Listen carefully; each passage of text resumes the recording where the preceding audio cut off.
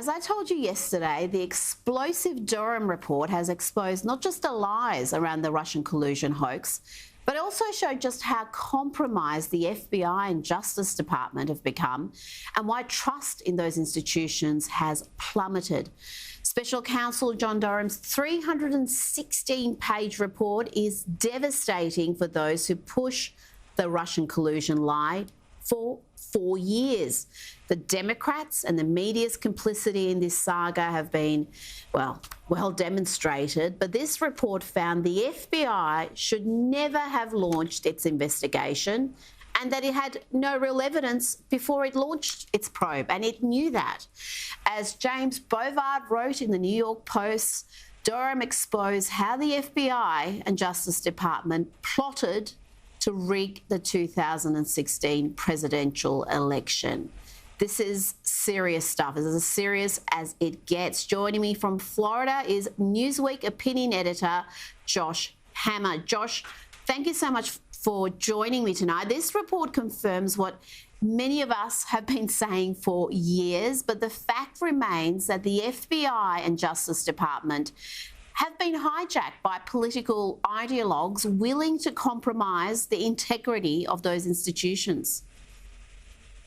You know, Rita, look, for those of us who have been paying attention closely to these affairs for years now, there's nothing in the Durham report that is a particularly big surprise. So the fix has been in since the start. I mean, the fix has basically been in since the 2016 presidential election effectively concluded. I mean, Michael Flynn, who was supposed to be President Trump's first national security advisor, was basically out before Donald Trump could even be president. But what the Durham report does confirm, and you've seen some liberal media outlets here in the United States slowly start to finally, years overdue, acknowledge what should have been obvious all along.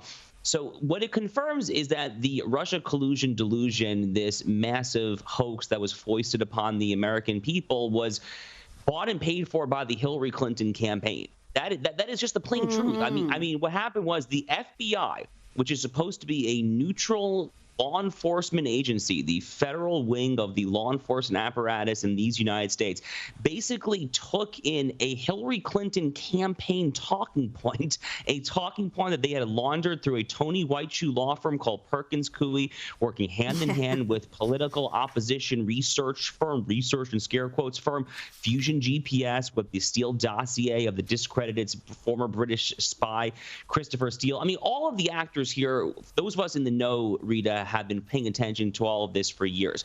What I want to know, and unfortunately where the Durham report, I think, leaves some of us like myself hanging, is what is going to happen next. So the Durham report does not ultimately conclude with further recommendations for additional reprisals, additional prosecutions.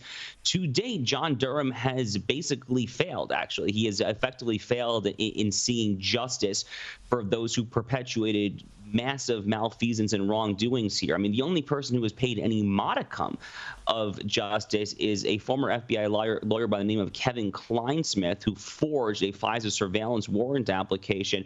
But even Kevin Kleinsmith has not served jail time. He is basically he got off with probation. So, and this was back in January 2021. So unfortunately, there are a lot of answers still to come. But for now, give credit where credit is due. It took a very, very long time and cost a lot of money to get us here. But the report, other than the lack of referrals for criminal prosecution, I think is a very good thing.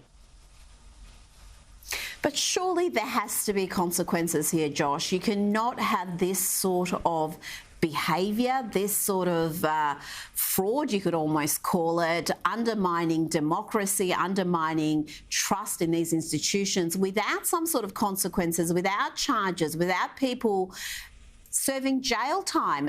Surely that is going to be what the Republicans demand after they had a sitting president whose entire time in office was hijacked by this saga.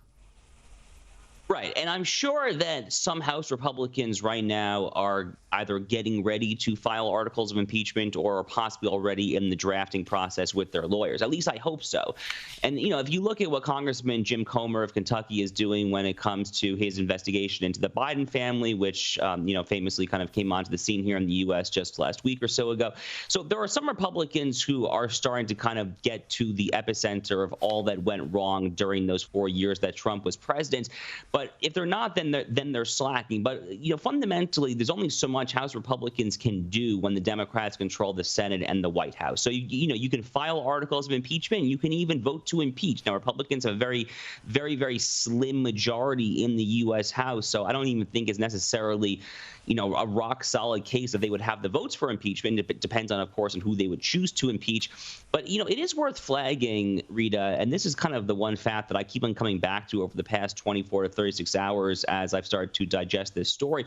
The one fact is that Christopher Wray is still the director of the FBI. I mean, this is the same Christopher Wray who assumed office after Jim Comey was unceremoniously fired in the spring of 2017. Chris Wray has been there all along. I mean, that is utterly mind-blowing. I mean, for the life of me, I don't understand why President Trump didn't fire Chris Wray, but at a bare minimum, I would like to see some serious actions taken against Chris Wray right now. There was a tweet earlier today here in the U.S. from the FBI's official Twitter account, which basically said, we acknowledge there were wrongdoings, but serious corrective measures have been taken in place. And, in Twitter lingo, that tweet got ratioed, which basically means that there were far more negative comments and quote tweets than there were actual likes or retweets. Now, put another way to kind of get out of the Twitter language here, what that means quite simply is that Americans are mocking the FBI. And that is not a good state of affairs here in the United States.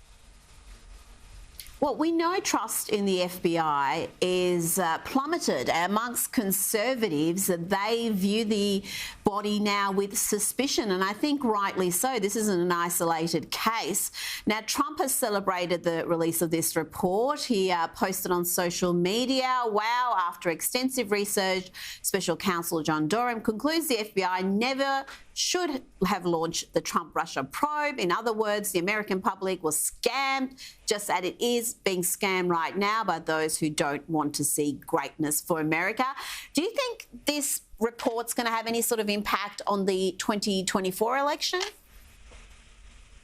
I'm not sure, right? Because I unfortunately, to be clear, it should. I mean, it probably should, but I'm not sure it actually will. I mean, the news cycle here in the United States, just like in Australia, it happens so quickly. There are so many major nuggets of information that happen in the course of a given news cycle, to say nothing of a week or a month. So unfortunately, what I said is true. Some liberal media outlets, some folks, I think even on CNN, from what I've seen, have started to acknowledge the veracity of the Durham report, have started to acknowledge that there were serial misdoings that happened.